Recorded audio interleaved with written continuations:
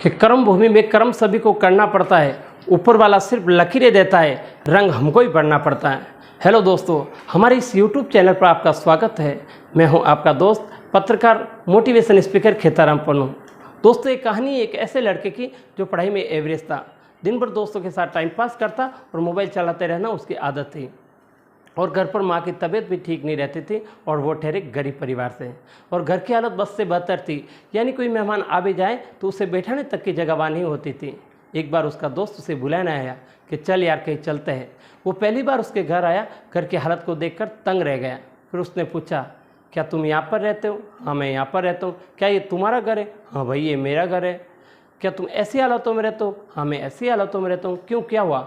उसका दोस्त थोड़ी देर तक चुप रहा, लेकिन फिर वो बोला, वाह वाह मेरे दोस्त वाह, तेरे घर की हालत बस से बदतर है। माँ घर पर बीमार पड़ी हुई है, पापा दिन रात मेहनत करके थोड़े से पैसे जुटा पाते हैं जिससे घर का खर्च चलाते हैं। तू दिन भर मोबाइल चलाता रहता है, दिन भर दोस्तों के साथ टाइम पास करता रहता है, तुझे अपने कैरियर की कोई चिंता नहीं। एक बात बता, तू किसको धोखा दे रहा है? अपने आप को, अपने माँ बाप को? किसको धोखा दे रहा है? उसके दोस्त ने कहा, तू चल मेरे साथ। कि कहाँ चलना है? कि नहीं तू चल मेरे साथ। और उसका दोस्त उसे वहाँ ले गया जहाँ पर उसके पापा काम करते थे। उसके पापा एक फैक्ट्री में मजदूर थे और वो वहाँ पर बैठे हुए थे और पसीने से तरबतर होकर हालत बहुत ख़राब हो चुकी थी, शरीर में दर्द भी हो रहा था। और उनके पास उन्हीं की फैक्ट्री का एक मजदूर और बैठा था और वो कुछ कह रहे थे। वो कह रहे थे कि यार घर पर पत्नी बीमार है, इलाज कराने के लिए पैसे भी नहीं हैं, और मैं दिन रात मेहनत करके सिर्फ 2 वक्त की रोटी जुटा पाता हूँ, जिससे सिर्फ घर का खर्च चलता है, एक पैसा भी बच नहीं पाता है। अभी तो बेटे की स्कूल की फीस भी भरनी है। यार इससे बेहतर तो मौत है, ज़िंदगी दुख का दूसरा नाम बन चुकी है। यार अब तंग आ चुका हूँ इस ज़िंदगी से। वो कह रहे थे, अब तो मेरा बेटा ही मेरी आखिरी उम्मीद है। वो कह रहे थे कि देखना एक दिन मेरा बेटा इससे भी बड़ी कंपनी का मालिक बनेगा। वो लड़का और उसका दोस्त इस चीज़ को देख रहे थे और पूरे गौर से सुन रहे थे। तभी उसके दोस्त ने कहा, देख देख कैसे जीते तेरे पापा, और तेरे पापा तेरे से कितनी उम्मीद लगाए बैठे हैं। लेकिन तुझे क्या लगता है इस तरह से तू उनकी उम्मीदों पर खरा उतर पाएगा? एक बार अपने पापा की हालत को देख के वो कैसे जीता है, एक बार अपनी हालत को देख के तू कैसे जीता है। वो 2 कौड़ी का मोबाइल तेरे पापा से बढ़कर है। वो 2 कौड़ी की लड़कियां ज़िंदगी में सिर्फ कुछ पलों के लिए आती और फिर चली जाते हैं। क्या वो तेरे पापा से बढ़कर है? वाह मेरे दोस्त वाह। अरे ये तो सिर्फ कुछ दिनों के लिए आएगी और फिर चली जाएगी। बदल अपने हालातों को। ये सब देखकर और ये सब सुनकर उस लड़के के खून के आंसू टपक गए और उसने उसी वक्त निश्चय किया कि आने वाले 5 सालों के अंदर अंदर जिस फैक्ट्री में मेरे पापा काम करते हैं उससे भी बड़ी फैक्ट्री का मैं मालिक बनकर दिखाऊंगा। उसके अंदर से एक आवाज़ निकली कि मुझे मालिक बनना है, बहुत बड़ी कंपनी का मालिक बनना है, नौकर नहीं बनना है। जैसे ही उसके अंदर से चीख निकली, वो दिन के लगातार 10-10 घंटे पढ़ने लगा और उसके दिमाग में सिर्फ एक ही लक्ष्य है कि मुझे पढ़ना है, बहुत बड़ी कंपनी का मालिक बनना है, उसके लिए मुझे पढ़ना होगा और मैं पढ़ूंगा।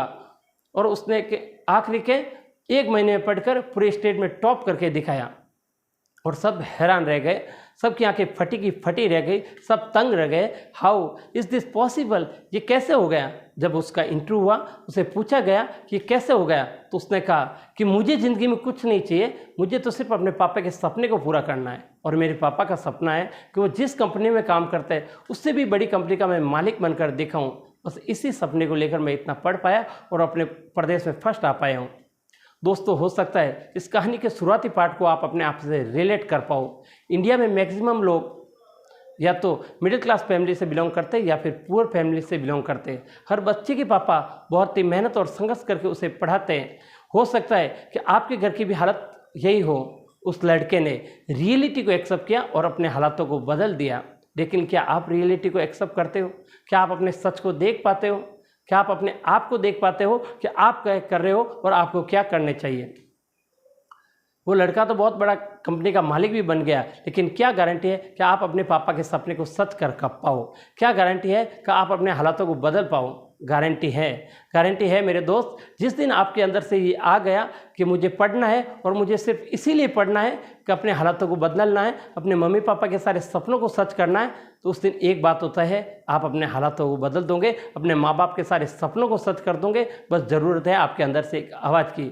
दोस्तों, बहाने बनाने से कुछ नहीं होता है। बहाना तो हर कोई बनाता है। बहाना तो हर वो इंसान बनाता है जो कायर होता है कि मुझे मेरा मन नहीं लगता है, मुझे आलस आ रहा है, मुझे मैथ्स टफ लगता है, मुझे साइंस टफ लगता है, मुझे ये टफ लग रहा है, मुझे वो टफ लगता है, कुछ भी टफ नहीं है।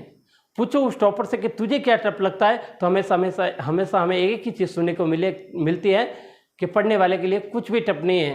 दोस्तों, ज़िंदगी का भी यही असूल है कि करने वाला बहुत कुछ कर जाएगा, जो नहीं करने वाला है ना, वो छोटी सी मुसीबत आने पर रुक जाएगा और बहाने बनाने में उसका कोई रिकॉर्ड नहीं है और उसे दिन भर आलस आते रहेंगे और उसके अंदर की एनर्जी बाहर उठ ही नहीं पाएगी। लेकिन दोस्तों, आप कर सकते हैं, बस एक बार कोशिश तो कीजिए। दोस्तों, कहानी पसंद आई हो तो लाइक, शेयर और सब्सक्राइब जरूर करना। फिर मिलते हैं ऐसी ही एक नई कहानी के साथ। जय हिंद, जय भारत।